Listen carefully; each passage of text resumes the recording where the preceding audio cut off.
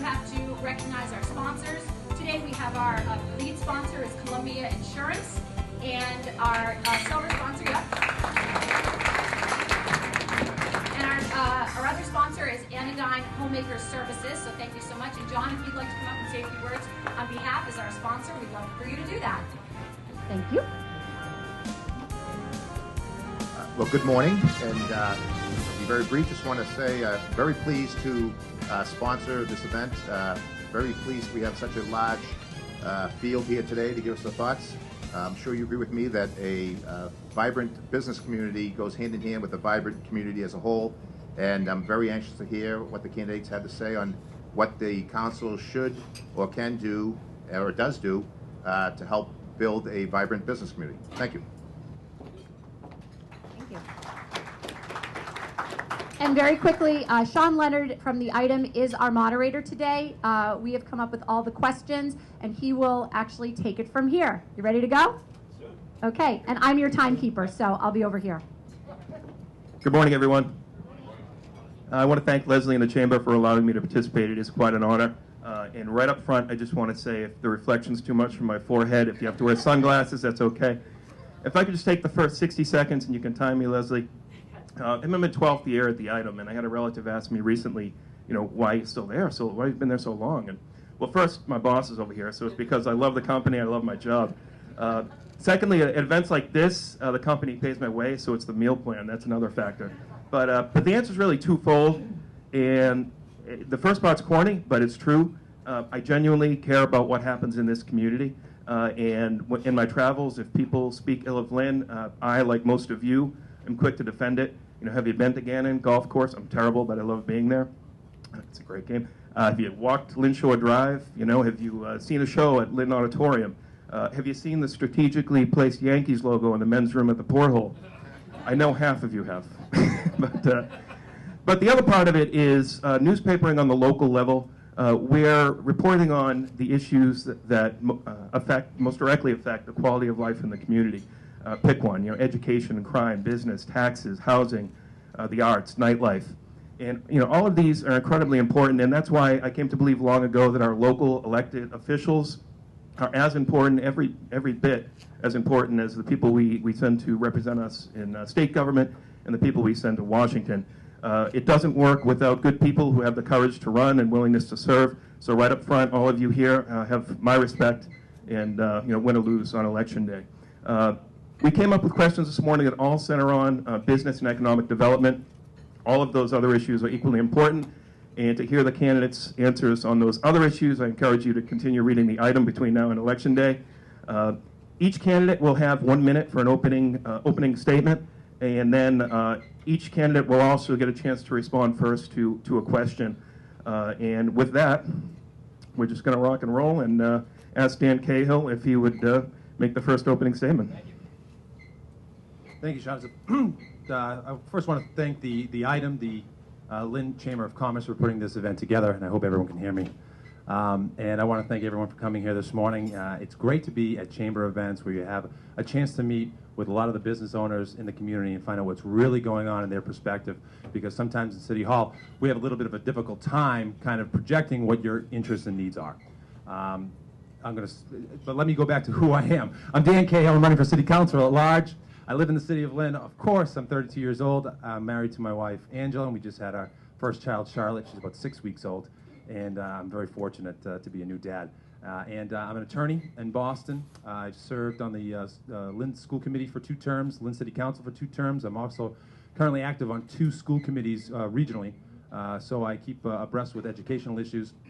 And I think for the vision of Lynn, the business community is such an integral part of our future and prosperity. And we look forward to working with you, and more to come on that. Just briefly, Lynn has to start playing offense, not defense, on economic development. We just heard recently that a major development that we've been fighting in Salem is not going through, but that's not the type of economic development we should be celebrating. It's actually the economic development in Lynn we should be celebrating, and look forward to partnering with you to do that. I apologize for it. Good morning, everybody. I'd like to thank the Chamber and everybody in the room. I know most of you, as I do business with a lot of you in the room. I'm sorry that Dan took 30 seconds of my time, so I'll make it as short as possible. I'll give it back to you. I'm Steve Duffy. I'm a co-owner of Duffy Electrical in Lynn. My granddad started in 1933, where my sons are working now with me. We're the fourth generation. I was 10 years on the school committee. I got involved in the school committee because I saw things that I could make a difference in, did so. There was an opportunity to run for city council in 2001. I took that. Most of you know me, and I'll answer my questions pretty direct. I want to thank all of you for taking the time to invite me, and it's an honor to be here today.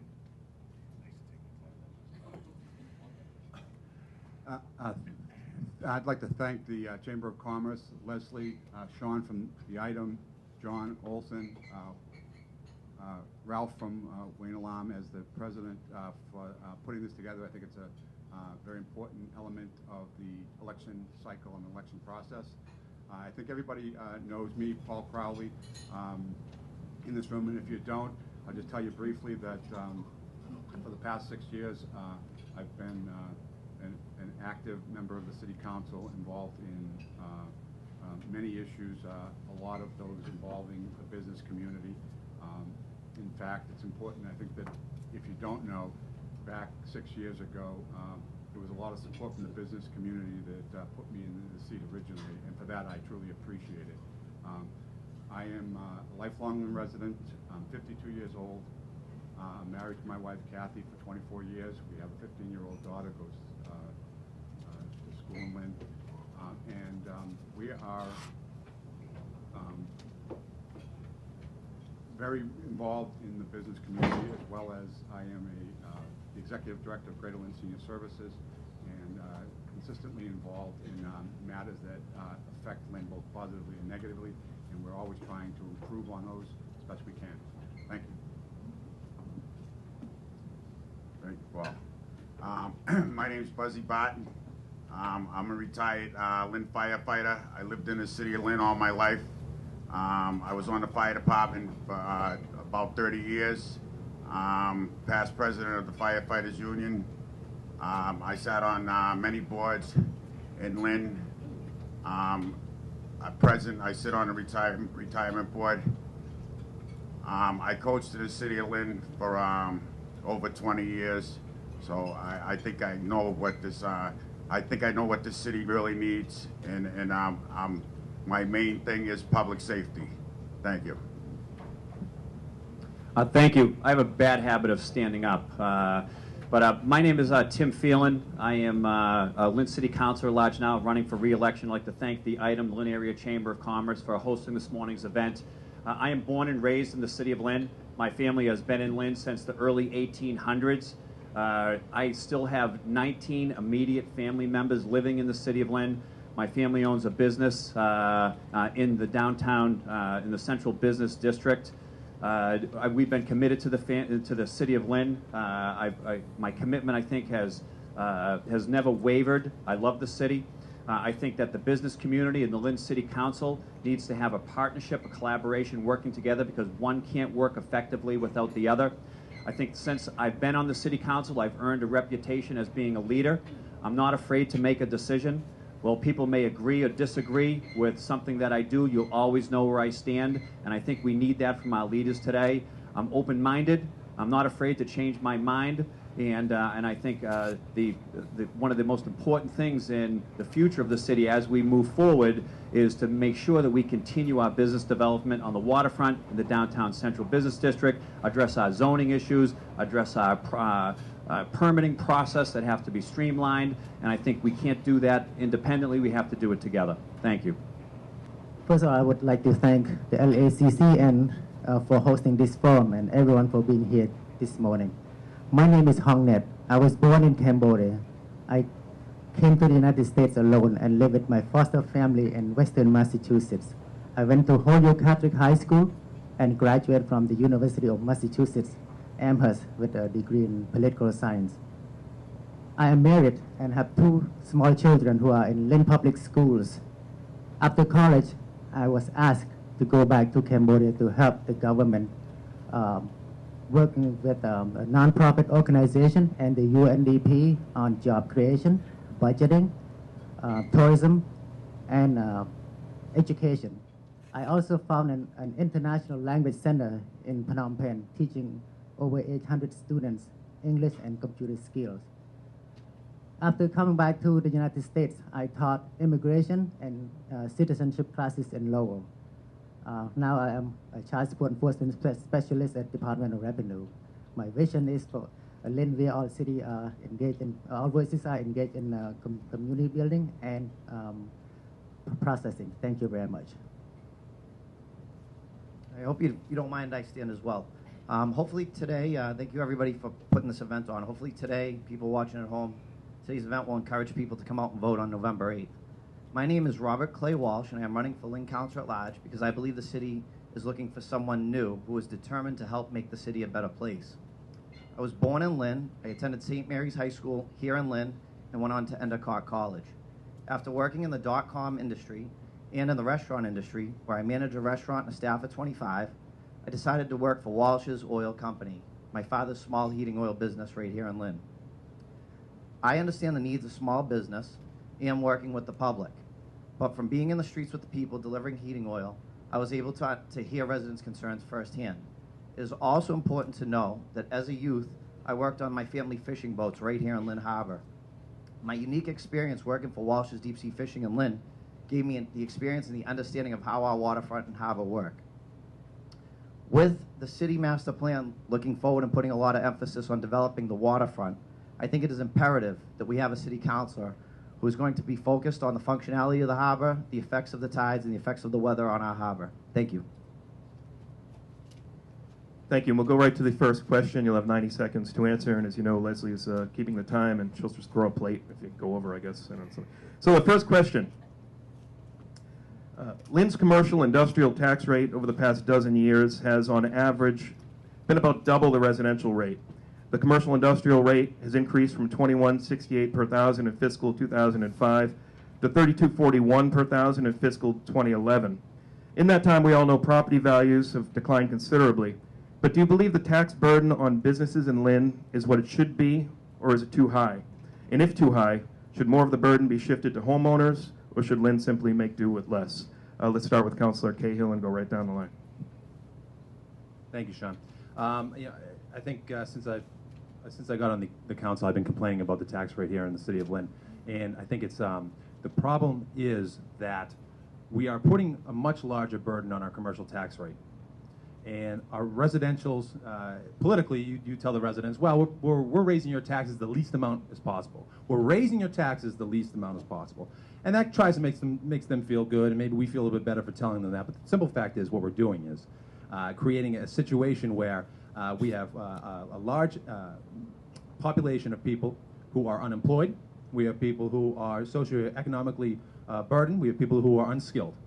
And the way to lift those people up is to provide them with opportunities to work.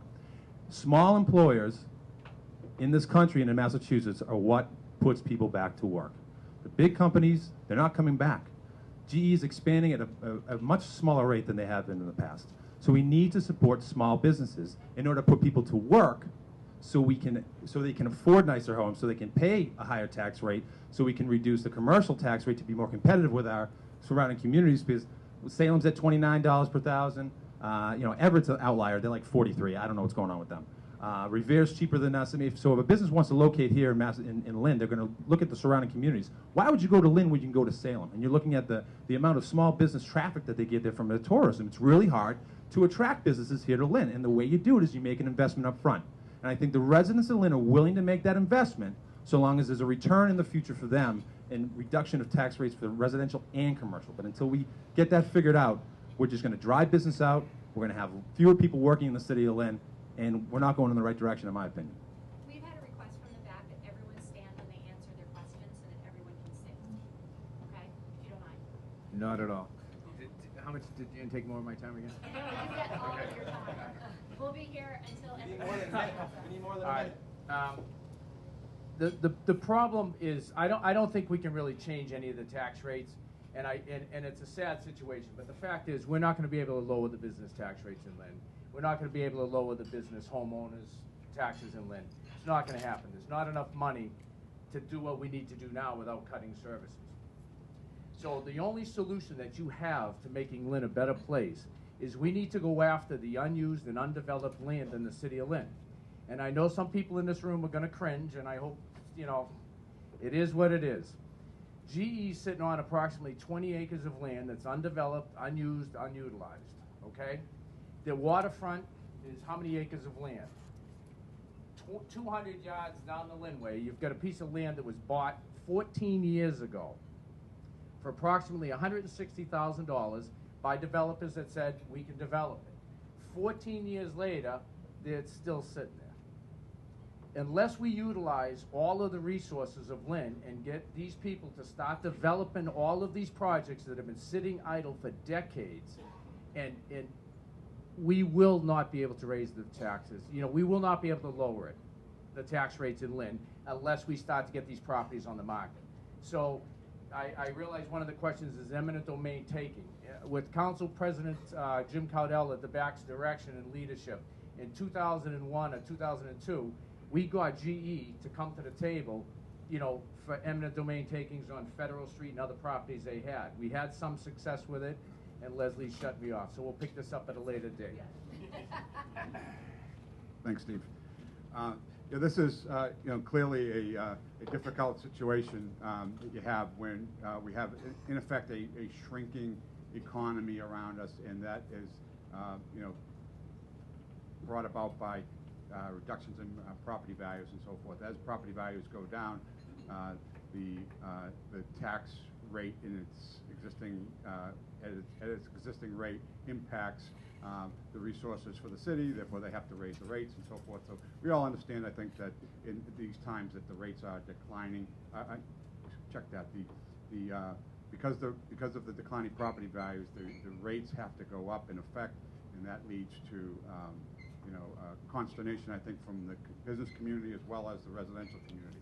What I'd like to say is that there is going to be no opportunity to make legitimate cuts in the commercial tax base until we turn around the economy and start showing growth in the economy. And in addition to that, this is the time when you don't say we don't have enough tax revenue and we need more, therefore we have to raise the rates on the commercial taxpayers and the residential. What you do is you start looking at ways to cut.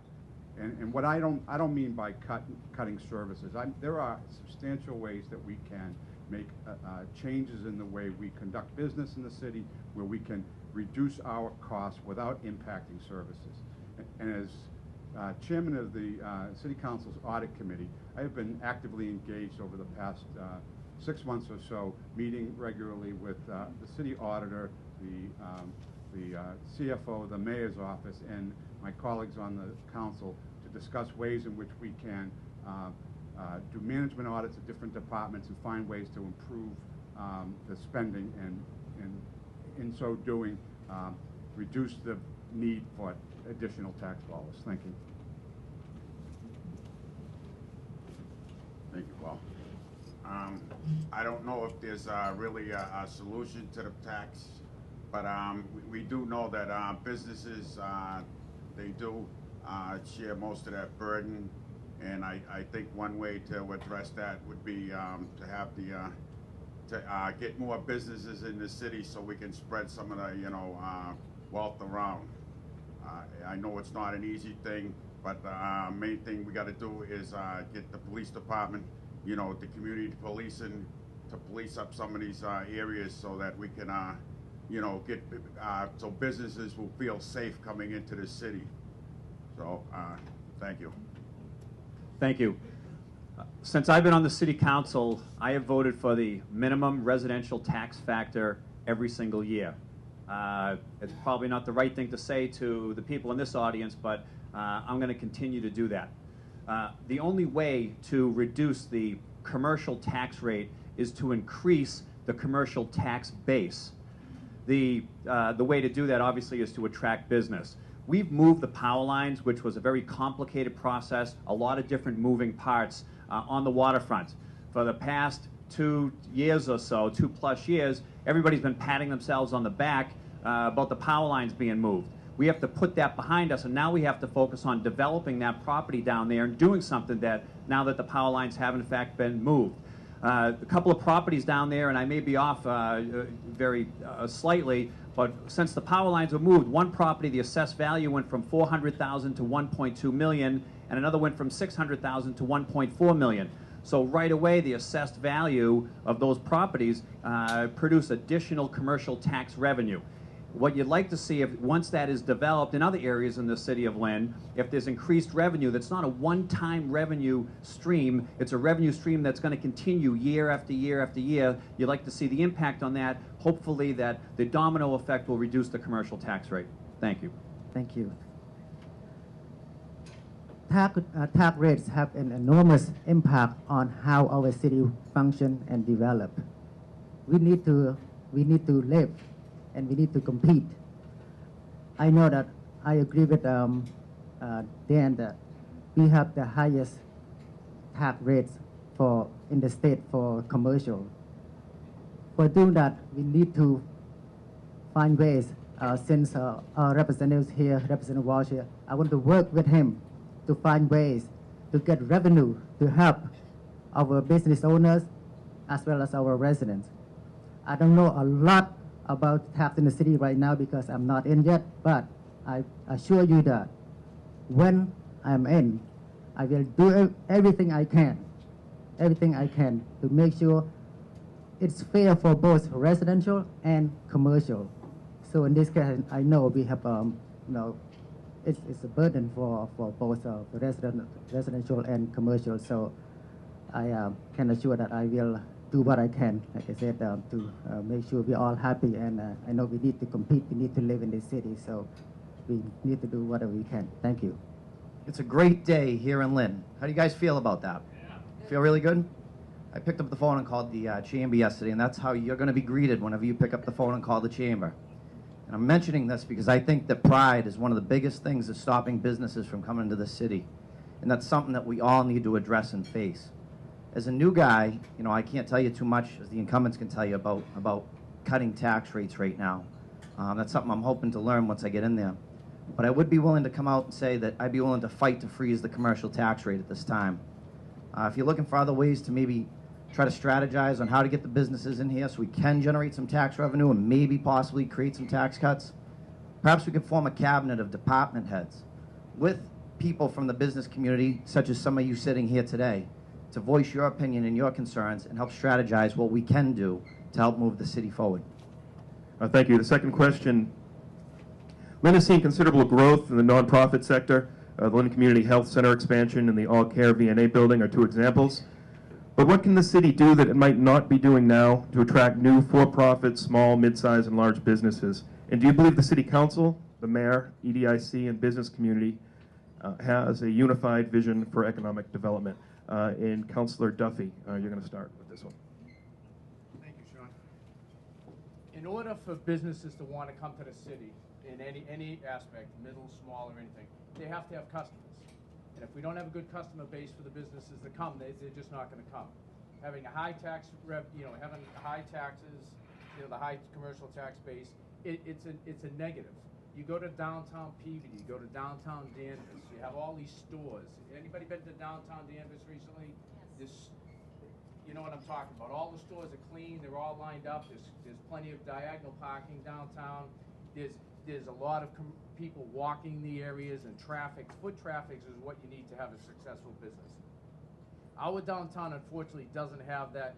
It's not designed or currently not set up for that. You need to make them one-way streets, diagonal parking, and get the people walking in the community. With the nonprofits, to the question of the nonprofits, I'm not against any nonprofits, so please don't take this wrong, but the nonprofits have put a damper on the ability of the city in, the VNA. It's a prime commercial piece of property. And they're doing a wonderful job. It's going to be a wonderful business over there. But the taxes that they're paying versus the taxes of a regular business or somebody else going into that same commercial spot is a lot lower, and I can guarantee you that. A lot of them are not paying any taxes at all, which hurts the community, Back to how we're going to draw them in. As far as everybody being on the same page, they're not. We'd like to think that the chamber's on the same page with the mayor's office. The mayor's office is on the same page with the city council, but it's not happening right now. There's no one common vision for the city. Leslie, thank you. You're welcome. Thanks, Steve. All due respect, Steve, I do have to disagree with the notion of the nonprofits having a negative impact on the city. Although there are concerns about some of the impacts that nonprofits can have, there are a lot of positive impacts. First, I'd like to say that, you know, as the executive director of Greater Lynn Senior Services, we have over 700 employees, and recently, actually on July 1st of 2009, we moved the entire transportation function from Peabody into Lynn, and that brought approximately 400 employees to the city of Lynn. Now, I would look around this room and I would gather that some of you, at least some of you in this room, can attest to the fact that those folks that are now collecting their paychecks in Lynn and eating their lunch in Lynn and essentially spending money throughout the city are impacting in a positive way the business that you folks are involved in. And I think that that's an important thing that you have to consider. Now, in terms of the fact that nonprofits don't pay taxes, as the director of a nonprofit agency, I can tell you that you know, money is tight and so forth and so on. But I think that the nonprofit community should be contributing to the tax base of the city, and ready, willing, and able to arrange to make sure that the city, that Greater Lynn Senior Services is contributing in some way to the tax base of the city through payments in lieu of taxes. Thank you. We need to create a new environment for, you know, the people who live in Lynn, work in Lynn, and visit Lynn. It all goes back to public safety. I met with Chief Coppinger and you know, talked about community policing. They brought back the community policing, but that really wasn't good enough. They, you know, it isn't good enough. We need to bring it back 100%. They brought the new resource officers back into the schools, which they need to do more.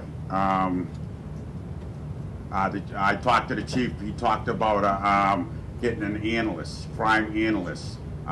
You know, that has to be done in this city. You know, and you talk a crime analyst to the chief, and he'll tell you that, you know, he needs money to get that done. What I keep going back to is this city needs a grant writer. We have to have a grant writer, and the chief said that he needs a grant writer. So I think that's the only way we're going to move forward on this issue. Thank you.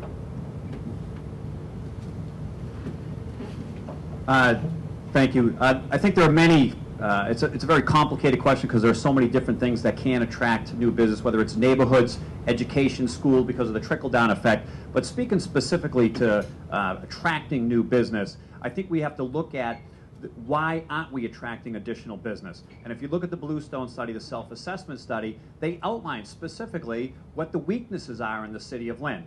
The weaknesses are that site plan review takes 6 to 8 months longer in the city of Lynn than it does in other comparable communities.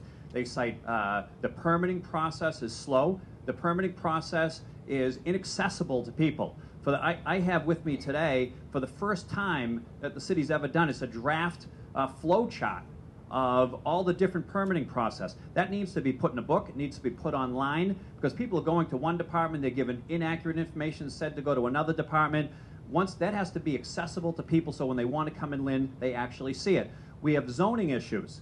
Zoning has to be addressed. Zoning evolves and zoning changes. Communities change, neighborhoods change. Brookline Street. Brookline Street, where that big old factory was, that vacant lot, is zoned light industrial. Somebody can put a factory in there right now, but that's a residential community now. That should be rezoned similar to what the neighboring community is. Boston Street, from the beginning of Broadway down to Washington Street, is a business district now, but that's zoned light industrial. So anybody that wants to bring in a business has to get a special permit from the city council. It's archaic, it has to evolve, and that's the easiest way to attract additional business, make it easy for them.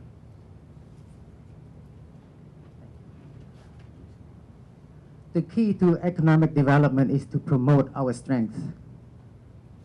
We need to work strongly. We need to get business community and our city planner work together and make it strong, build stronger partnership. We want to have a good market in Lynn. While working overseas, I work with the Ministry of Tourism and Telecommunication. We work with local businesses, we work with embassies, we work with local authorities, so we brought the image of the country to be a safe place where people can invest and visit. I can do the same in Lynn. I will work with the leadership department, especially with the EDIC and community development, to hire a specialist who can work one-on-one with business owners if they have any issue or problem with our city procedures and policies. I also believe that we need to promote our image. So if we have a good image, city will come to invest, people will come to invest in our city. I propose we should have a restaurant month. So all restaurants will be asked to provide incentives, so we will help them to launch advertisement. So that's, so I want Lynn to be the hub of international cuisine. Thank you. I think we were asked this question the other day in the item, and one of the things I brought to the table was sort of a dummies guide for anybody wanting to open a business here in Lynn. Might sound a little out there, but it's just a creative solution to try to give people, anyone that's looking to start a business here in Lynn that maybe hasn't done a business before, or maybe is at a junior level and wants to step up their business. I actually encountered a photographer that wanted to do that and felt somewhat confused by the process at City Hall. So to have something that gives new people a step-by-step guide and tell them exactly where they can get their permits, that would be one creative way to go about doing things. I definitely think we need to continue the online permitting process. I know Lynn has some of that available. We need to further that so people can use the internet to continue getting business done here in the city. As far as encouraging new business, again, I'm going to say it again, we really have to work on our city's perception and our pride. I'm 100% behind the ferry project, and I think the ferry project down the road will work out and help encourage new businesses to come here. But in the meantime, we can be doing little things, working on our pride, simply by adding more of those big bellies, the solar-powered trash barrels, adding more trash barrels in general to help get the place a little bit more cleaned up. As Hong, I think, was trying to say, we need to highlight our landmarks here in the city. Beautiful things like High Rock Tower. We need to make this the focal point of Lynn and what's great about Lynn. I had talked to a business member here in the audience maybe a couple weeks ago, and I said, you know, we spent all this money on High Rock Tower. When I come out of a local restaurant in downtown Lynn, when I look up at High Rock Tower, how come it's not lit up like the Lenny Zakem Bridge?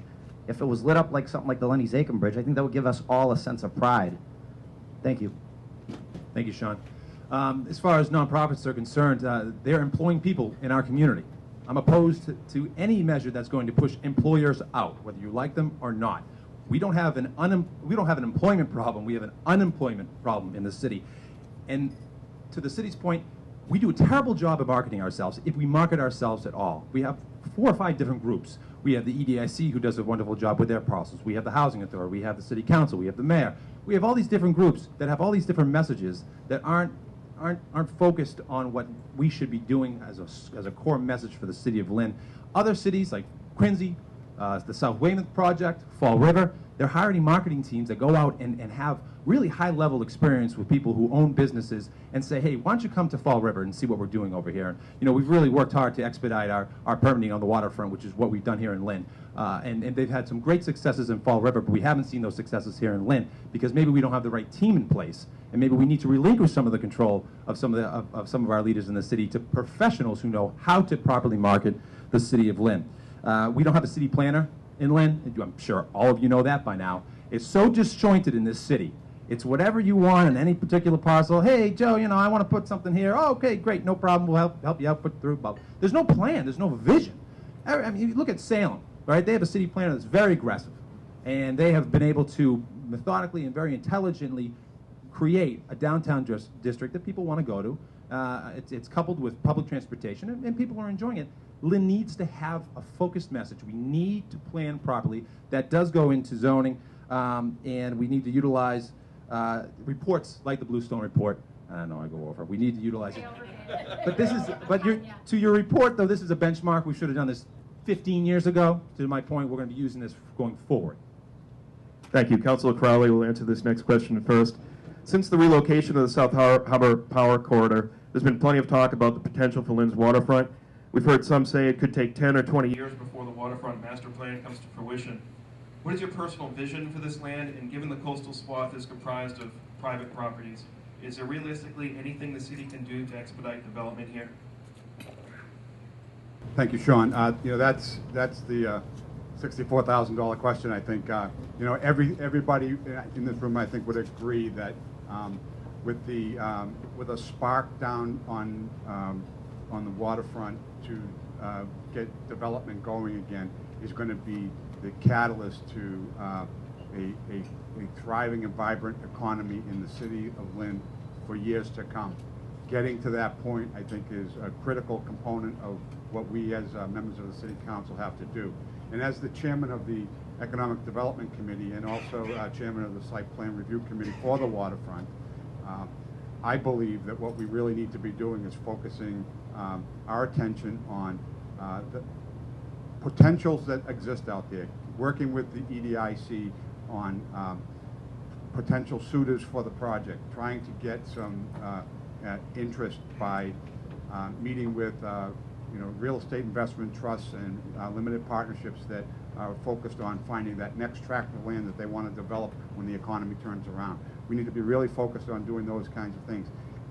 And whether it's 10 or 20 years or 30 years before it gets developed, I am very confident that the work we've done so far sets the stage for that to happen over the coming 10 to 20 years or maybe even sooner.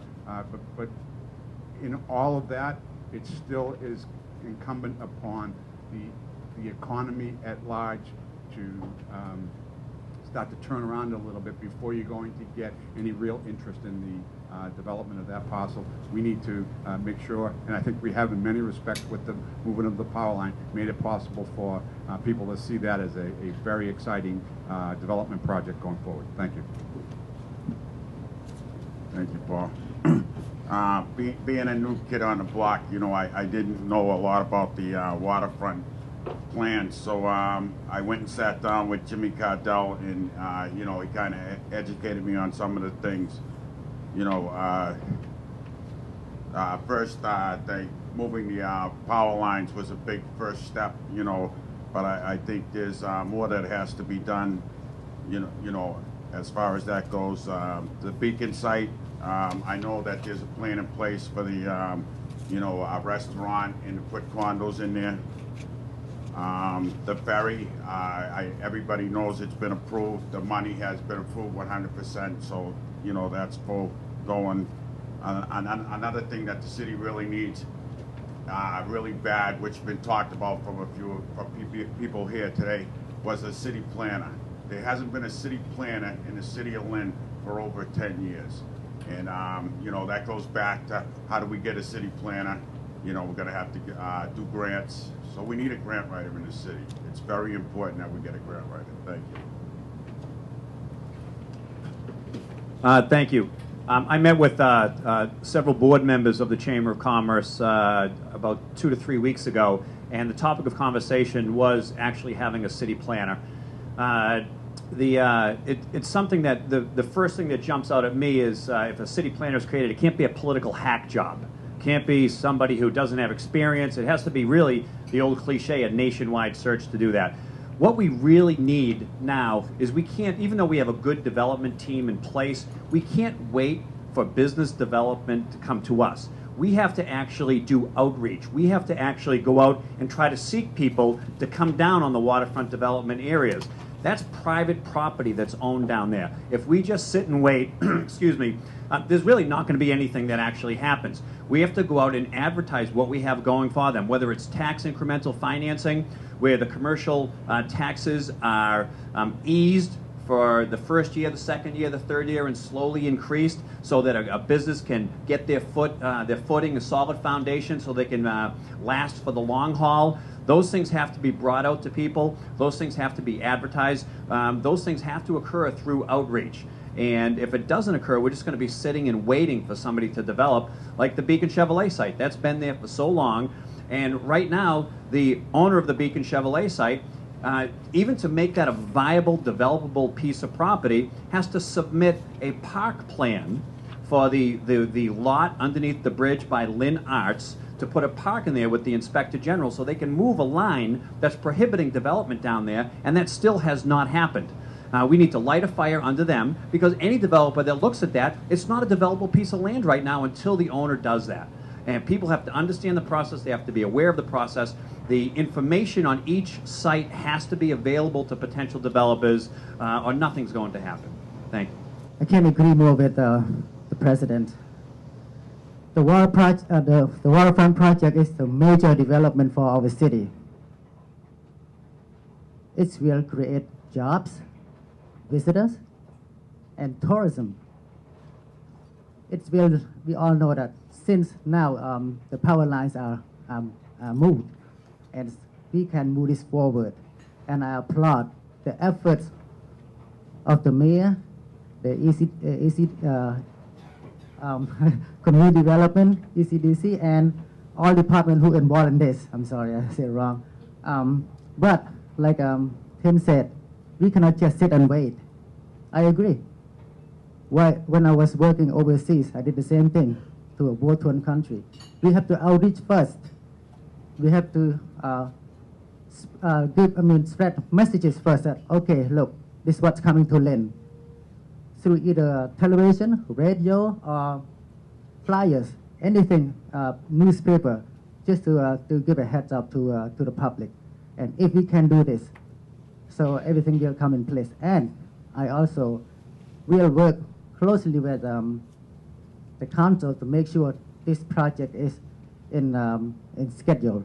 And again, I had the opportunity to meet Mr. Jamie Marsh in his office, so I was impressed with the plan. Thank you. Sean, I did want to address the last question first. I didn't finish answering part B, which was, did I see the leadership in the city unified? I do not, which is why I run for Councilor-At-Large. And I think that I would like to be a part of helping to facilitate and better that situation if elected on November 8th. As far as moving the waterfront forward, I'm going to tell everybody right now where we all need to be focusing our attention. And that is on a breakwater at the end of our harbor. That absolutely will speed up the process as far as encouraging people to move forward and want to develop our waterfront. I'm going to tell you why the breakwater is so important. Has anybody here been to Marblehead? I'm sure some people have. If you look out in the harbor, tell me how many boats are sitting out there in Marblehead Harbor. And how hard is it to get a mooring out there? It's very difficult. We could have that in Lynn Harbor if our harbor was protected from the southwest winds. As I said before, I've worked in this harbor. I'm familiar with it. I know what we need out there.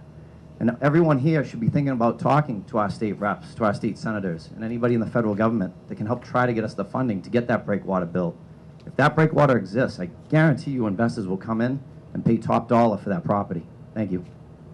I'm concerned when asked what is my vision for the waterfront, because it's really not about my vision. That's the problem in this city. We have so many individual visions that we can't get out of our own way. Now, I'm sure some of you in the business community will be very appreciative to hear this. I want to get out of your way. You need organic growth down in that area. You need developers who are professionals to come in and work within the guidelines. The council's done a fairly good job of making sure that people have the ability to zone by right down there. Also that we have restrictions. We want mixed commercial residential use, but that's really where it should end. We want to make sure that there's proper infrastructure so people can come in and build what they want to build. We want to make sure that things are done safely and properly. But for the most part, it shouldn't be about our vision. It should be about what professionals think is the best to do down that area. And that's how we can best serve this city, by getting out of the way of some of the old vestiges in the city of Lynn and how we've been able to stifle progress in the city for so many years, and instead taking a new breath and saying, you know what, let somebody else take control for a little bit. Let's just give them the tools and see what grows. It's going to be a fantastic asset to the city. We just have to make sure that we don't screw it up. Geez, Dan, this is the first time in a long time we've agreed on this issue. Where are you in the council? No, I'm only teasing with him. The only way, if you look down Revere Beach, they don't let obstacles stop them from building all the apartment buildings down there. Other communities don't stop building because of obstacles or a power line or whatever. We spent $7 million, $6 million of taxpayers' money, revenue, grants from the state to move the power lines, okay? Now they're out of the way. 2 years later, we're no further ahead. So it's evident, and with no disrespect intended to anybody in this room or watching today, we are not developers.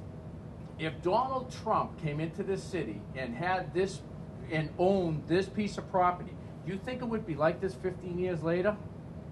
What we need to do is we need to, as sad as this is, or as hard as it may be for some of you to hear, we need to take as much of the land on the waterfront, Federal Street, Brookline, by eminent domain, put it out for bid to a gentleman like Donald Trump, developers that have done similar situations with similar contaminations, bring them into the city of Lynn.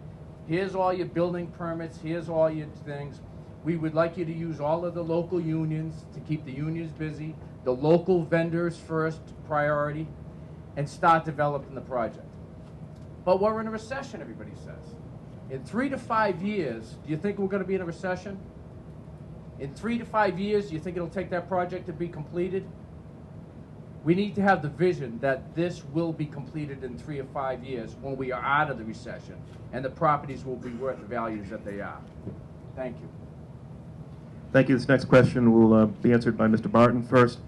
Over the summer, Mayor Kennedy announced she has no intention of investing in repairs to the city-owned Seaport Marina, which has fallen into disrepair.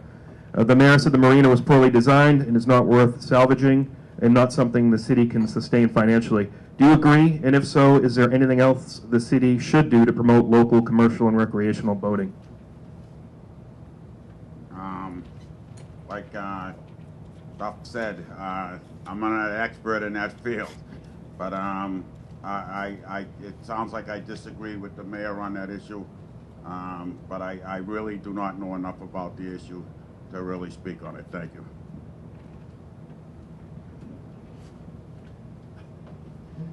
The city should not be in the business of running a marina, plain and simple.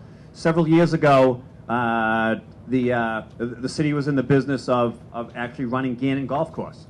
Actually, Gannon right now is contracted out. When the city was running the golf course, there were 147 free memberships being given. There were public-private employees mixing, working for each other. Now the city gets $300,000 a year from the management company that's running it. Right now, the law department is researching. The Seaport Marina is actually on mud flats, state-owned mud flats. When I inquired from the city, they don't even know why we have the ability if we have the ability to even sell it or how we're actually operating down there, because there's really no uplands. The value in running any type of marina is not actually renting boat slips. It's actually the upland services. It's the fixing of boats, hauling of boats, storing of boats, and we don't have the facilities to do that. Now, should there be, I think a good idea would be to tie in the marina with the private developer at the Beacon Chevrolet site. If they want to do some type of upland services, and you have the boardwalk, which is mandated by the law, so that you can have a marina. However, we owe $1.2 million. But by all accounts, even though there's a letter in there, it sounds great when you read it in the newspaper, the federal government is not going to forgive that money. So we have a marina that is falling apart that used to rent 119 slips. I think it's down to 60 slips. What I think we should do, I think we should sell it. Once we find out how we sell, whether it's a license or not. I think that money that's in the reserve account should be used for one-time expenditures, not something that needs to be done over and over and over again. I think we should fix that marina, sell it for what we actually owe on it, so it's not a burden to the taxpayer anymore. Let's get some boats in there, let's see a development, and let's see a good marina run by professionals and not by people who don't know what they're doing. Marina is a beautiful site, as we all know. Unfortunately, it was destructed by the Irene hurricane, and we don't have money to fix it. I'm sorry, I spoke to Jamie Marsh also. I know our budget is very limited, and we got so little from the federal government, and he has to work on so many other things, including marina. I see that it's an option to either to sell to the private owner, especially but they need to follow the guidelines too to make sure our people who dock boats there will not have to pay a lot more than they do have to pay now. So that way we don't have to run around find money to clean our marina. So I don't want to see that sleep like that. So I want to see the beauty to come back to our city. So my proposal to that, I believe that I agree with Mr. President, that the best way to save our money, to save our energy, we sell it to a private owner, but again, they will have to consider about our resident here too, to make sure we are happy with it. And but as a councilor-at-large, I will work closely with all departments and the council, the mayor, anyone involved in this, including residents around the marina, to make sure we have a fair outcome. Thank you. I actually think that's a great question. And at this time, I think the city's doing the right thing.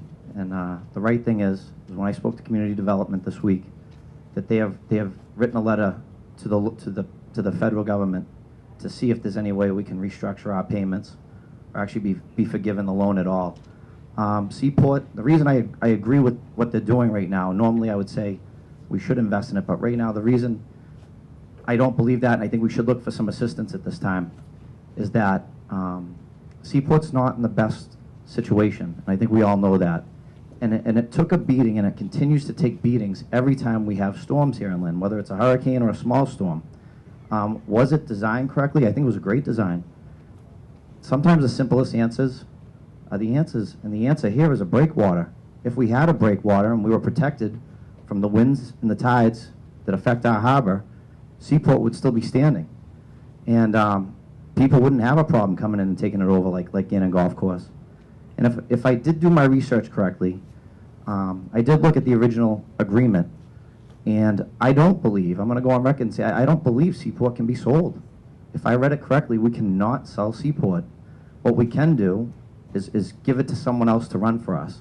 At this time, I can't see, does anybody here want to invest in it and take over and bring it back to life? I don't think anybody does. So I think the city's doing the right thing by trying to see if we can get some forgiveness on our loans, work out the payments, and I do know that they're looking to seek FEMA funds to help us do the best we can at this time. Thank you. I know this may come as a shock, but in my background, I have never run a marina. I know, it's quite shocking. And I'm sure many people in this room have never run a marina. So, looking at it from that point of view, there's 351 cities and towns in Massachusetts. I imagine probably maybe 290 aren't on the water. And if you ask those 290, you had an opportunity to own and possibly do something with a seaside marina, they'd go crazy for that opportunity. We have a gem down there. Looking at the other slips from the Volunteer Yacht Club and the Lynn Yacht Club, they're packed. I think they're looking actually, from my understanding, from speaking with people who own boats, they're looking for more spaces and opportunity. So to say that in a leadership role, we're just not going to invest and would not have a plan to fix that, that's really concerning to me. We can't just say no. We have to say, we're not going to do this, and by the way, here's how we're going to fix the problem. That's what I haven't heard, how we're going to fix the problem. Should the city be running a marina? Probably not. But can we find someone who could run it probably properly than the city of Lynn? Absolutely. So why pass up on an opportunity to have really kind of a really neat and kind of a cool asset to the city, and that being a marina, and something that years from now, when everything's built up down here, and the space is limited for marinas or for slips in a marina, somebody might say, wow, those people back in the 2000s made a great decision on not selling that marina down there. They're making a ton of money, and we'll be able to fund a lot of the things that you and I want in our own neighborhoods based on something that's going on in the seaport. So we need to find a good management. We need to find a good solution. I don't think selling it or just walking away is viable.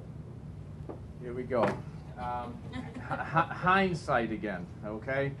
Hindsight, when we had to build a water treatment facility, right? Where did we build it? Waterfront. Great idea, right? If we had hindsight 20 years ago, we wouldn't have done half of the things that we've done. And I think when you look at Seaport Landing with the overall development of the waterfront and everything else, we need to do what we have to hang on to it. As Buzzy has alluded to and some of the other members today, there are so many grants that are available. And the problem with grants is you can't have one grant writer to write a grant because there's so many different aspects of grant writing. You need to hire a firm. The City of Lynn has to come to the conclusion that we need a grant writing firm. From Seaport Landing to business development to downtown to how to be, we need grant writers and professionals to finally come into the city. Because as Danny said, how many cities and towns in Massachusetts would love to be sitting on 40 or 50 acres of undeveloped land in their city? From Brookline to Federal to Seaport to the Factory of the Future to all of these places that people would kill to have the opportunity to develop. And the reason we're not developing them is because we need to finally come to a united conclusion and the backbone to take this stuff by eminent domain after a certain amount of time. I'm sorry, Leslie, I'm going to ignore you 1 minute. We need to, 1 minute, no, I'm sorry. But listen, what I want to do is we finally got to come to the conclusion that the developers that are sitting on these pieces of property are going to get X amount of time to come up with a plan and move on it, or if you don't, we will. Thank you. I have to say I agree with most of the members of this panel on the question about Seaport Landing. I have to say that I'm not really sure what the best solution in terms of a legal transfer or a license or so forth, but I agree 100% with the council president in that we have to have an approach that the city is not in the business of running marinas and get people that know what they're doing to do it. Whether we sell them the land because the property because we can, or whether we lease it to them or provide a license, that stuff can be worked out in the long run. What you really have to do is understand that the only way it's going to develop is if we provide fertile ground for them to somebody to come in and actually do it. Now, one of the things that I also agreed with was Mr. Walsh's comment about a breakwater. And what I would like to say about that is, in the past 6 years while I've been on the council, we've spent a lot of time working with Sasaki on the waterfront master plan, which has been approved and implemented by the council. But there's also a harbor plan that's been incorporated into the master plan. And I think this whole notion of what to do with the seaport is an integral part of the overall master plan, and we need to understand it from that perspective and look at that as just another piece of city participation in effect getting out of the way so that the developers can come in and do the work that they need to do. Thank you. Thank you. This next question, Councilor Phelan will have the first crack at. I think 3 times in as many years, the Lynn EDIC has threatened to take the long-dormant Anthony's Hawthorne site by eminent domain. Is there any circumstance by which you would support the eminent domain taking of a private property for which taxes are current, only to turn the property over for another private use?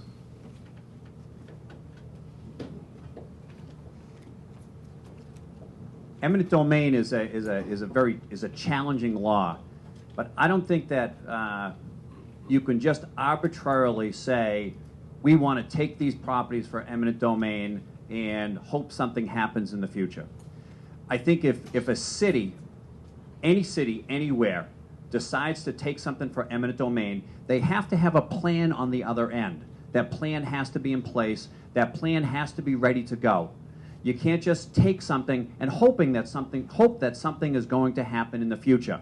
I think most people know when you take something from eminent domain, it 100%, almost all the time, ends up in court. And the value you assess on the property, which there's a cost to assessing a value to the property, have professionals come in, and the cost assessed to a property by the owner are really far apart.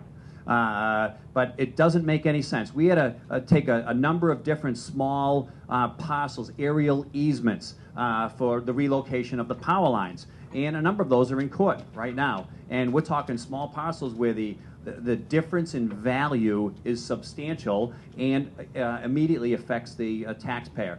However, the most important thing is you can't take something unless you have a plan on the other end. Thank you. Eminent domain is not the first choice any governing agency want to do. We don't want to do this unless in some cases we have hundreds of vacant buildings and lots are not being used for decades, and they might be contaminated or might be a safe haven for animals, also it's unhealthy for our community, and also it affects our development. So eminent domain is not, even though it's not our choice, but we have to go on the route if we all have to work very closely with the owners, with law departments, with the mayor, with our residents to make sure whatever we do is right and for the interest of our city. So that's what all I have to say. Thank you. I did just want to touch on the last question, though, and want to make it clear to you guys that I do care very much about our waterfront, and I do care about Seaport. And when I did talk about the FEMA funds, I completely support the city fighting for those FEMA funds so that we can make the necessary repairs at this time to our Seaport. Onto the eminent domain question.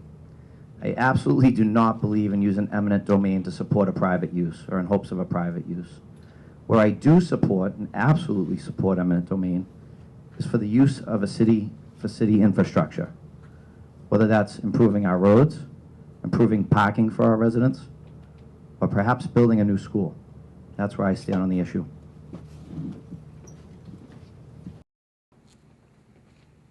The use of eminent domain is a clear indication that there's been a breakdown in communication, that both sides have stalled and are unable to come to a compromise.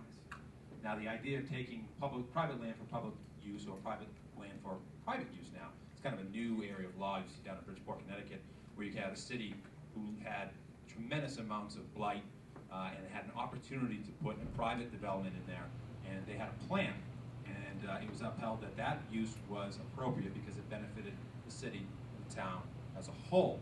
And that is one extreme area, one extreme example of eminent domain. I don't know if we have that here, but here's what we do have. We have a property owner that is not coming to the table and has not come to the table for a very long time. And as a result, we have a parcel of land that is quite unattractive. There's a chain link fence blocking half of the parking that we could use in the downtown. We have no idea what's underneath that land. The breakdown of communication is pretty evident. And now we have to, as a city, move forward and make a determination of whether or not we need to use our leverage to take that parcel and redevelop it. We need a plan to do that. Can't just take things and then we can't substitute one bad landlord for another bad landlord because it's us. We have to have an ability to develop that land. The questions are surrounding the toxicity of the land, but more importantly, it's vacant now. We need to really encourage somebody to develop that parcel, but we have to have a plan in order to do it. Eminent domain's very extreme. I think we're at the point of being extreme in this case. 2 for 2. I don't think it's a good thing. Yeah, I don't. Yeah. I believe in fairness and reasonable. Okay, and I really do mean this sincerely. We can't allow the downtown to be coming as far as it can and let 1 or 2 people stand in the way of the betterment of the community. And that's just the way it is. If they want to sit until times turn around or they want to wait, so be it. Whatever plan they're going to have, it's not difficult to get the city to get a plan. I'm sure half of you in the room could come up with we're talking about the old Hawthorne, for example. I'm sure half of you in the room have an idea or know somebody that would gladly take the place over or start to do something with it, correct? So what we're doing right now by not taking these pieces of land by eminent domain and sitting back is we're allowing somebody else to direct the direction of the city of Lynn's downtown development. Unacceptable. You sit with somebody, you say, you know, Mr. Leonard, you own the building, we'd like you to start, you've got a plan, we're gonna give you 90 days, come up with a plan, we're gonna give you all the permitting needed, everything you need to succeed with the city of Lynn. We're gonna work with the building department and everything else. But if you don't, Mr. Leonard, we are gonna move on and go and develop that piece of land. So we wanna be fair and give everybody a reasonable amount of time. General Electric, the gentleman that owned the waterfront, the gentleman that owned Brookline. But after 15 years of looking at Seaport Landing, it's evident that there's a lot of people in Lynn that are not developers and cannot handle what the task is at hand. So for the betterment of the city, eminent domain is definitely the way to go, and I support it completely. Eminent domain to me is probably one of the craziest laws on the books. To me, it gives people an opportunity to, you know, I think, impose the government's will on the private sector. I am a strong believer in the private sector doing its role, playing its role in the community to create jobs, to develop economically the business and residential needs of the community and so forth. When the city becomes ingrained in the notion that they know better than the developer what to do with their property, I have serious problems with that. With all that being said, we need movement on the Hawthorne facility in the downtown area. That is one of the that is a key component of the downtown. It's an undeveloped site. It's blighted, and it really does need to be worked. And I know that EDIC and Jim Cardell have been working very hard to try to get to work with these folks. And I think that in time we will be able to get some real movement and get a solution down there that's going to be good for the downtown. You got to keep in mind too that there is not going to be a simple okay, we take it by eminent domain and all of a sudden we have a beautiful piece of property down there with the exact use that we want. We really need to have you know, a solution before we're looking to force our will on them. Thank you.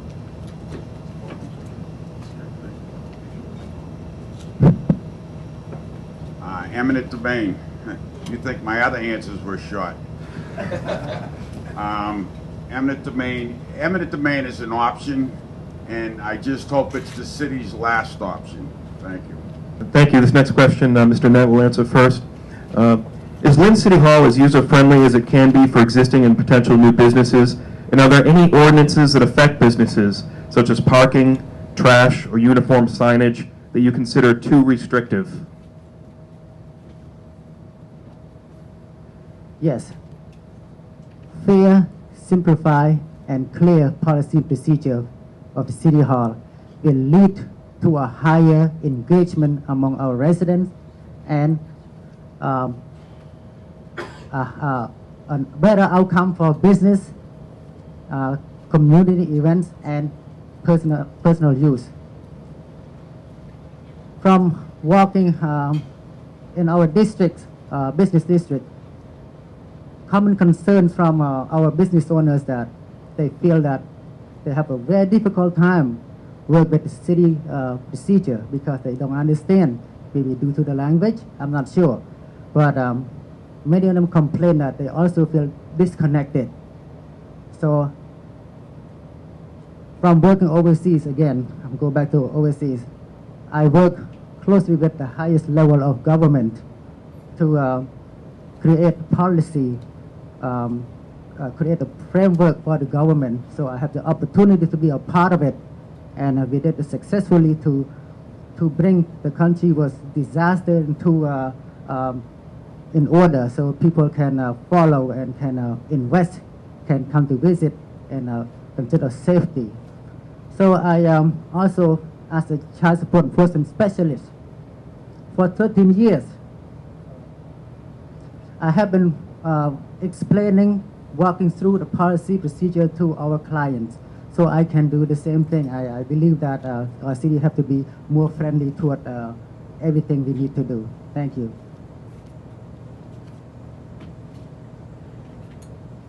Today is a great day in Lynn. That's what we need at City Hall. I'm going to tell you right now, that's where it's got to start. The Chamber of Commerce is starting it. It needs to carry over into City Hall. I definitely think City Hall could be a little bit more people-friendly, and it starts with an attitude. We all have to switch up our attitude, and every one of us here needs to be doing it. And it carries over and it trickles down. I especially think it needs to start right here with the councilors, or anybody trying to be a leader here in this community. Yourself out here. As far as making things easier for people, the guide, giving some sort of guide for dummies, something that the average person can relate to. Come in and make it the process a little bit more easier for them. The economic development self-assessment tool, hope I said that correctly, mentions our website, the city website, and how it holds a lot more potential that we're not using yet. We could be looking for ways to expand our website, provide more information for people, documents, stuff like that. In regards to ordinances, the #1 biggest complaint I get from businesses, and one of them's part of the LACC, is the sign ordinance. They feel like they're being nickeled and dimed. I'm going to come out and tell you it is like it is. That's what I'm hearing. And perhaps one day we can get rid of that ordinance. Thank you. I don't think anyone really likes to interact with government when you're asking for permission. No one likes the RMV. No one really likes going to, no offense, Hong, the DOR, Department of Revenue, or IRS, or Lynn City Hall. It's a difficult process. You always feel tentative. It's not like a business where you can complain to customer service. This is a group that you're really hoping gives you what you need. And that's not easy for a lot of us to handle. And sometimes it's easy to beat up on the employees. Well, the people at RMV are mean, the people down City Hall are mean. That's not the problem, all right? It's a difficult process. In Lynn, I don't remember or recall us ever doing professional development for any of our City Hall employees. I don't think that's ever happened. So the trends that they have had 30 years ago are still the trends that we see today. That's an important aspect. We need to invest in our employees to make it more user-friendly. Expedite permitting, make it nice and easy for people to understand. We have so many languages in this city. And we have one spoken in City Hall. Finally, we had somebody who's actually bilingual in the clerk's office for the first time in a while. But we don't have people who can communicate. And whether or not you want to argue the language issue, the fact of the matter is, there are business people in this city who come from different countries who may have some difficulties learning some legal terminology. It's confusing. We need to make that easier for them in order for them to have their businesses so they can thrive, so they can employ people in our community, so we can grow and prosper. 2 issues, the sign ordinance. I'm kind of a free spirit. I think people should be able to put within some degree of class some type of sign up. We have an arts and cultural district. I think people should be able to get a little funky on that. And parking, that's a whole different issue. I think you've heard a lot about that lately. We need to get a hold of that parking department. We need to get a hold of the Off-Street Parking Commission. We need to make sure that businesses have proper parking so people can come to the city, feel safe, a nice, clean place to park their car, gives a little bit of revenue, and spend their money wisely. Thank you. I guess first I'll start with the signs. I think the sign ordinance is a little bit, it was a knee-jerk reaction to some of the signs that were going up. And I have to agree, some of them were out of control and some of them were very distasteful. So when they came up with the sign ordinance, they made it so it's not now uniform. So when you drive down, everything's black and gold or whatever. It's ridiculous. It needs to be amended. It was a knee-jerk reaction to some idiot that had a fluorescent orange, lime green sign on the corner of, and I can understand that. So we need to do it with a little bit more taste. And I think if we give people parameters of what we're looking for, within, design your own sign, come, get a quick approval and get out of there. And it should be a simple fix. Parking downtown, it's a pain in the neck when you're going to get a sandwich downtown or on Market Street, you go in, you get a sandwich or coffee, you come out, you get a $10 ticket. So the coffee, instead of costing you $3, is now $13. So that makes a little bit of difficulty to keep the people in the city happy and the businesses and the small mom and pop stores. So we need to look at some of those things too, which we have. As far as the permitting process, Council President Tim Phelan set up a communications committee where we've been sitting, and I'm chairman of it, and we've been meeting with inspectional services. And over the last 6 months, we have done certain things like changing the fees, so that people aren't getting double and triple feed, and opening up the lines of communication to make it better for people to come in. And just because you buy a business, you don't have to go back over the last 20 years worth of code changes all at one time. We're going to come up with plans over the next year, 18 months for you to come code compliant. Thank you. Thanks, Steve. The issues at City Hall, I think it's safe to say that I lived it and learned it about 6 years ago when my family was engaging in a business development project in the city of Lynn. I often referred to, at the time, the process that I was going through as the City Hall Shuffle. Now, the City Hall Shuffle back in 2005 when I had my problems, a lot different than it is today. In 2005, it was the building department, not the ISD. ISD has brought things, I think, to the 21st century. It has made it better. It still needs improvement, and I would have to agree with Mr. Walsh about the notion of having an environment where people are content and happy and eager to work with the people that are coming in looking for help. But I also need to talk about the role that the Chamber of Commerce has played over the years.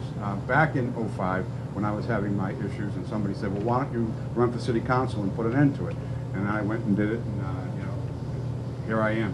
But one of the things that I know that John and Ron and Leslie have worked on in the past, and others, by the way, and I believe is in effect, is a business guide to doing, or a guide to doing business at City Hall. We do have something like that in effect, and I think it's a type of project that you keep working on, and it takes a little time to get people aware that it exists and so forth. But these are the types of things that you want to try to do to make the environment at City Hall much more agreeable to the business community. And if I could just say one last thing, and that is it's really important that the folks on the other side of the counter understand that this is the livelihood of the people involved. If they understand that it's the livelihood of the people involved, they might be more engaged in the conversation. Thank you. User-friendly. We definitely have to go to the City Hall permits. I mean, the special permits, do we really need to take a good look at the special permits and see how we can change some of those so they're not special permits?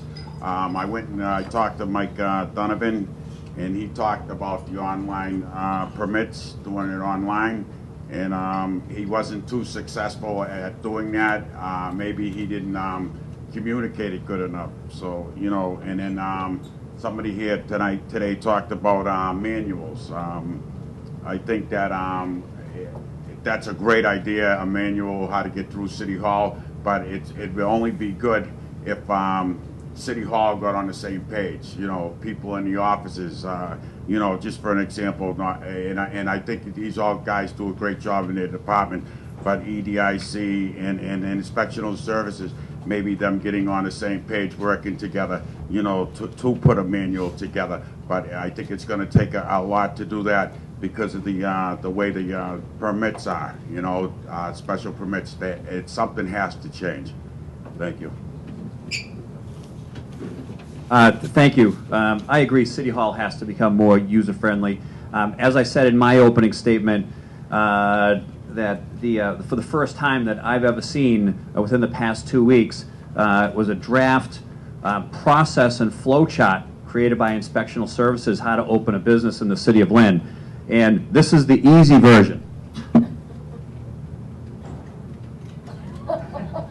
You know, you have if yes, if no, go in this direction. This is, it's still a draft. I believe it was sent to the Chamber of Commerce. It's complicated, but it's not available now to the general public. It should be codified. It should be in writing. It actually should be online. Also, I think it's actually easy now to change the language of this online. I'm in the process of creating my own website, and this is a free app that you can put any language. You just click the flag, and the entire website changes to a different language. So that resolves that problem for anybody. But it's a complicated process. One of the things that I'm a realist about, however, is as a city councilor, I don't know the complexities of the realities of opening an auto body shop, of opening a general retail store. That's where we need the partnership with the business community so that you can teach us and you can educate us as to what the best processes are to expedite this and to make it easier. Whether it's reducing the special permit time, which now is 90 days in the city of Lynn. And as I mentioned earlier, that self-assessment indicated that the city of Lynn, it takes 6 to 8 months longer than other comparable communities, and that needs to change. Thank you. The last question will be addressed to Mr. Walsh first, and we will have no closing statements, so consider that when answering this question. Lynn has seen a resurgence in its arts and nightlife scene, particularly with the Lynn Auditorium rising in popularity as a regional concert venue, and with community groups such as Arts After Hours producing local theater at Lynn Arts. How can Lynn build on this success and stay competitive, especially in light of a potential resort casino opening in the Boston area? I think that's a great question. I think it's something positive we're doing. One of my biggest concerns about that is making sure we have ample parking for residents going forward. I know the mayor's looking to try to accommodate the comfort level of the environment of the auditorium. It's positive. We need to be more accommodating of the people to make sure that program stays moving forward, stays effective. After hours, these guys are very active in the community. They're doing the best they can to put shows together. Again, it takes us as Lynners to get involved and to plug into what they're doing. And if a casino comes, geez, we got Jamie Marsh doing a good job of his networking and bringing talent in, and I can use his name because that's who's doing it. Perhaps he can help us recruit some talent to work with Suffolk Downs if they do have a casino and some sort of entertainment program. In closing, is this allowed? It's your time, baby. I just want people to know that I grew up with a blue-collar family, and growing up, nothing came easy. I totally sympathize with the struggle that Lynn has faced, but Lynn is a great city, and I believe we're on the verge of a change of tide. Anyone that knows me knows that I participated in Knights of Columbus, Friends of Lynn Woods, and even in my recent campaign here, that I work really hard for something I truly believe in. I want you all to know that I have a vision, and my vision includes encouraging new business to Lynn, to ensure the success of the waterfront development, and I want so bad, and I think you've heard it tonight, I want so bad to help change the perception of the city. So if you give me an opportunity on November 8th to come forward and fight for you for those 3 things, hopefully we can bring back business to Lynn, we can create jobs and raise tax revenue. Please make me one of your 4 votes November 8th. Thank you. We have a wonderful arts venues that are growing here in the city of Lynn. We should continue to promote them, continue to fund them, and continue to support them locally. As far as casino resorts are impacting them, we were fortunate to have Representative Walsh, Representative Fennell, and Senator McGee hopefully supporting language in that bill that was filed as an amendment that would support local venues in several communities. That is, in Lynn is included in that language, that certain ticket venues will proceeds, certain arts and certain acts will be limited as far as proximity to the casino venue, and so that way we've protected, and we were fortunate to have somebody and some people who were very influential up in Beacon Hill to be able to support Lynn and protect that venue. We've heard a lot of issues tonight. We've heard a lot of themes, a lot of problems that we have in the city of Lynn. Here's my biggest fear. In 2 years, we're back here talking about the same stuff. I'm talking about getting these things done within the next couple of 18 months. We cannot wait anymore. This paralysis that we have, a paralysis through analysis in this city is choking us. So we may tell you what we want to hear, but the fact is, who's doing what you want us to do? I'm sick of the tellers. Let's start getting some doers in office. Let's get the city rolling. It's not about personal gain. It's not about your friends. It's about this city. And I know you're frustrated. I'm frustrated. We have to move this city forward. When you vote for me, you get a real voice. I don't care who I upset. I don't care what I say. And I don't care what I do. The goal is to make this city a better place to live. For me, my wife, your family, and new families who want to come and live here. It's been a pleasure talking to you today. I hope we continue this conversation. I hope you see some results, and I hope you vote for somebody who actually gets results. Did he take any more of my time? No? Okay, good. All right, listen, as far as the arts goes, it's a wonderful program. City Hall has been doing a great job with it. The things are sold out all the time. I think that's going to take off on its own. It's going to be something that's going to mature and continue to grow and continue to grow. Whatever we can do to help it, I'm in full support of it. As far as the perception, you know, we all sit here today and we talk about the perception of Lynn. The perception of anything is you can't keep telling people, and here we are another year later talking about the waterfront. It's election year. Everybody here? Election year. We're talking about the waterfront again. How many election years have we talked about the waterfront? You getting tired of it? It's going to have to really come down to some hard choices. And it's going to be eminent domain takings. We spent $215,000 a year for the next 20 years out of the taxpayers' money to move the power lines. 2 years ago, it's completed, right? There's still not a bulldozer anywhere in sight. 15 years down the street here at the BB Chevrolet site, because some lines under the ground, it's unacceptable. The Hawthorne being vacant downtown with a huge parking lot that could be used, you know, it's ridiculous. And we can't sit back and keep talking about it at election time. It's not going to change anything. And anybody that knows me, in 2003 with the council president, Mr. Phelan, we took land from GE. We couldn't get them to the table until they heard an eminent domain taking. Next thing you know, they're in Mayor Clancy's office the next morning. We need to do it as a last resort, but it needs to be an option. Thank you very much. You know, as I was mentioning earlier, the economic development in any community is the result of, you know, good planning, but also the spark that brings it along. And I have to say that the Lynn Arts effort in the downtown, Susan Halter, a big part of that, and what's going on at the auditorium is that spark that generates much more interest in our community. What does that lead to? That leads to a few more restaurants. That leads to, you know, people scrambling to find out parking arrangements. It leads to, you know, more people in the area. It leads to the need for detail officers, police getting more involved. It leads to people from outside the city coming into our city and finding out what we really have. And these are the kinds of things that I think make a big difference in our community. So what can we do now that we have, you know, that little spark going? What we can do is we can be focused more on things like keeping the city clean, making sure that the people that come into our city, as well as our own residents, are safe. These are little things that we can do. And I'm going to tell you, there's a couple of things that have really been bugging me lately and I need to get off my chest. You know, this notion that we charge, there's a $1 fine for jaywalking, and then there's you know, not enough police to do some of the petty things that happen in this community. We need to spend a little bit of time and effort going after some of these petty crimes that are more of a nuisance than anything else, so that we can get, you know, change the culture and the way the city functions. With all that being said, I've been on the council for 6 years. I truly enjoy what I do. I'm hoping that the electorate will consider me on election day. I really want to continue the good work that I've been doing, and I hope that you consider me for one of your 4 votes. Thank you. Right. The arts and the casino, I think if that does happen, I think Lynn has to promote the places we have in the city, you know, like the golf course. I mean, we have a golf course that is second to none. I mean, it's the best public golf course in the state. You know, those are things that we have to promote, the auditorium, you know, different things like that. But I just want to say that, you know, I said earlier, I talk a lot about public safety because I feel that I'm the professional on public safety. I've been in public safety all my life, all my adult life.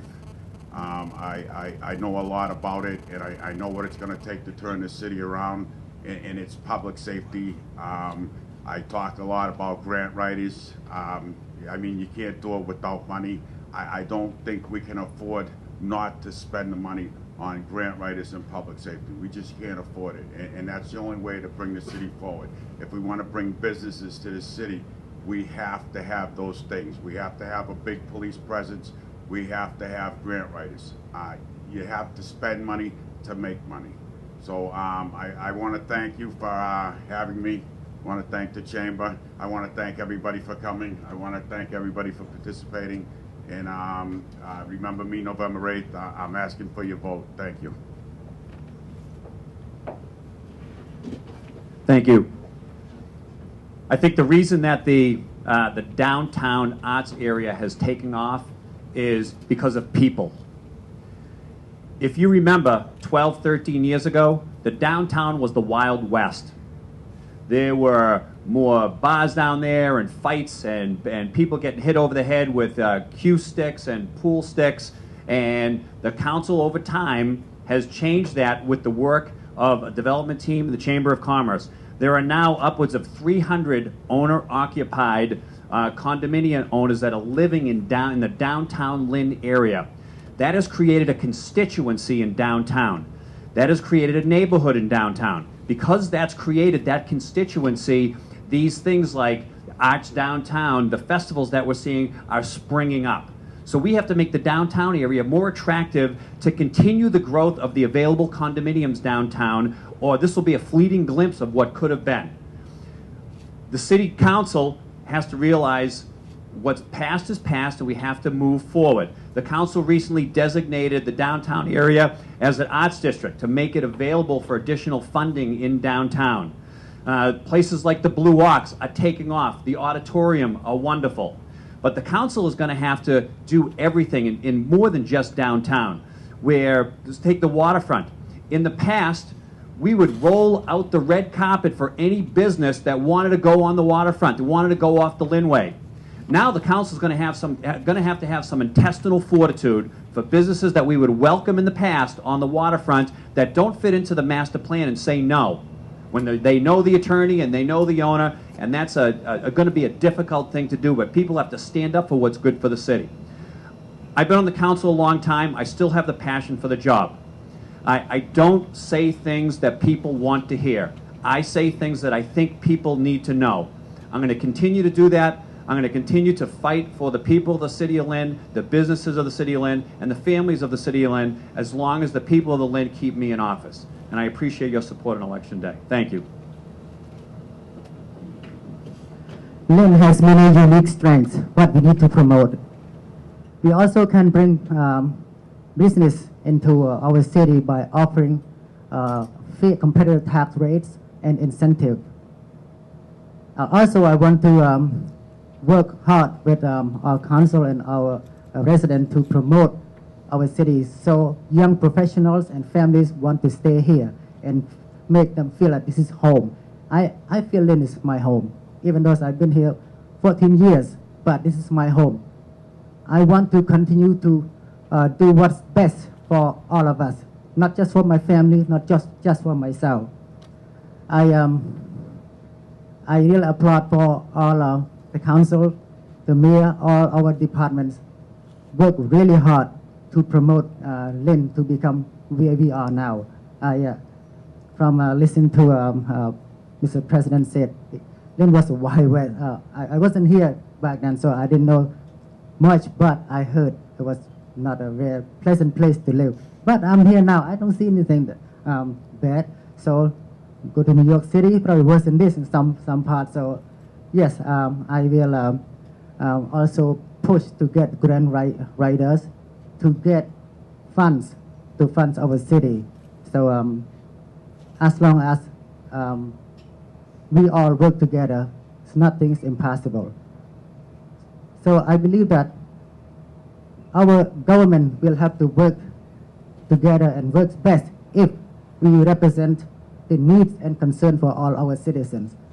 So November 8th, I ask for 104 votes. Thank you very much. Thank you. Round of applause for all the candidates. And give it to Elizabeth. Thank you, everyone, so much for coming this morning. We really appreciate your time, and if you want to ask them questions offline, please feel free. Thank you so much to all of our candidates, and we wish you luck. Thank you. Thank you for working with the Chamber.